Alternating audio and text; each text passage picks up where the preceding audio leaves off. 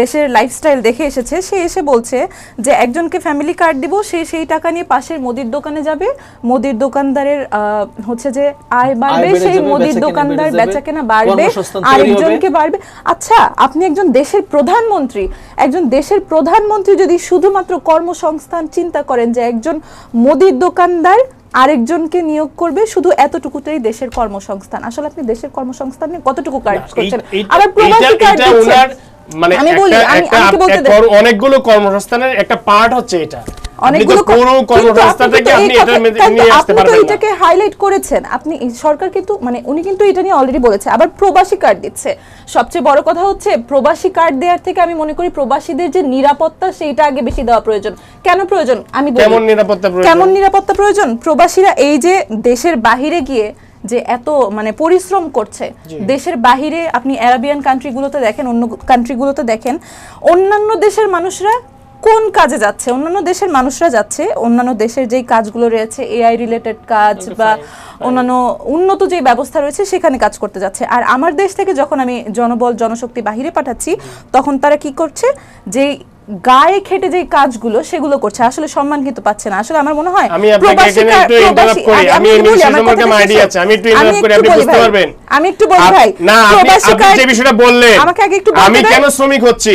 হ্যাঁ হ্যাঁ, কারণ আমার ট্রেন আপ নাই, আমি ট্রেনিং করছি না। সেটা দায়িত্বটা আমি দায়িত্বটা আপনাকে বলছি, দায়িত্বটা বলছি এই গভর্নমেন্টের, এই গভর্নমেন্ট না, এই রাষ্ট্রের, এটা এই গভর্নমেন্ট ফ্যাক্টর না। বিএমইটির অধীনে টিটিসি আছে 64 জেলায়, ট্রেনিং সেন্টার আছে। এই সেন্টারগুলোতে ফ্রি সার্ভিস দেওয়া হচ্ছে। ভাই তুমি ড্রাইভিং শিখো, তুমি কম্পিউটার চালানো শিখো, তুমি আরবি ভাষা শিখো, তুমি এই জাপানি ভাষা শিখো, যাবে না। সেটা যাবে না বলার থেকে সবচেয়ে বড় কথা হচ্ছে আপনি ভাই শিখবেন না, চলেন, সেটা তো বাধ্য করাতে হবে। না, কিভাবে আপনি বাধ্য করবেন? একজন মানুষ স্বাধীন, আপনি কোনোভাবে বাধ্য করতে পারবেন না।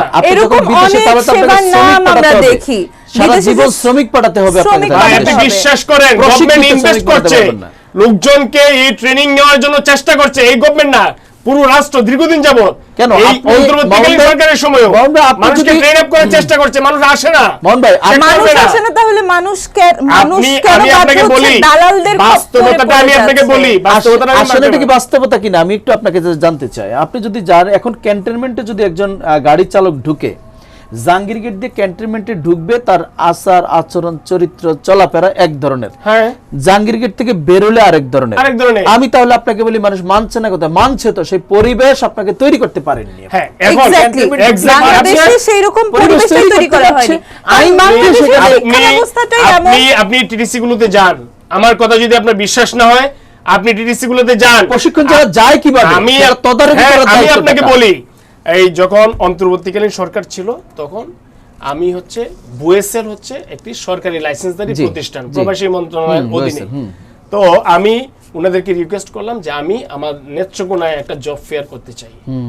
আমি জব ফেয়ারের জন্য পুরো প্রত্যেকটা উপজেলা ম্যাগিং করাইলাম, পুরো নেত্রকোনায় ম্যাগিং করাইলাম, পাইনি, 5 জন মানুষ আসে নাই।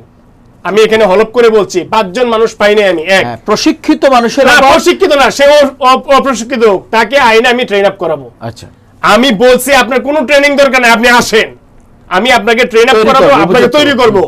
5 জন মানুষ আসে নাই। এক, 2 নাম্বার হচ্ছে আপনি বাংলাদেশ, এটা প্রশ্ন হচ্ছে তাহলে ওই যে আপনার জেলা ভিত্তিক যে প্রশিক্ষণ কেন্দ্র রাখার দরকার আছে কিনা, গভর্নমেন্টের রাজস্ব নষ্ট করার দরকার আছে কিনা? আছে, কিন্তু আপনি প্রতিষ্ঠান আছে কিন্তু ট্রেন আপ হচ্ছে না মানুষ, সেটাই বলছি। তাহলে সবচেয়ে আশ্চর্যের বিষয় কিভাবে কাজ করছে না, সবচেয়ে আশ্চর্যের বিষয় শুনেন, 10,000 টাকা দিয়ে একজন মানুষ 10,000 টাকা, 8,000 টাকা, 6,000 টাকা খরচ করে একজন মানুষ পাসপোর্ট করবে।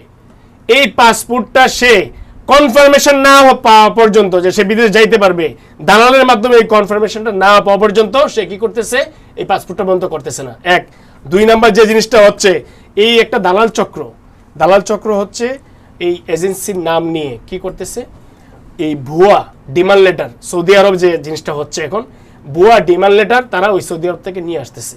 ওই বাংলাদেশের যে বাংলাদেশ এম্বাসি অফ রিয়াদ আছে, যে তারা ওই বইটা অ্যাটাস্টেশন করে দিচ্ছে না দেওয়ার ফলে এই ডিমান্ড লেটারটা বাংলাদেশে আসতেছে।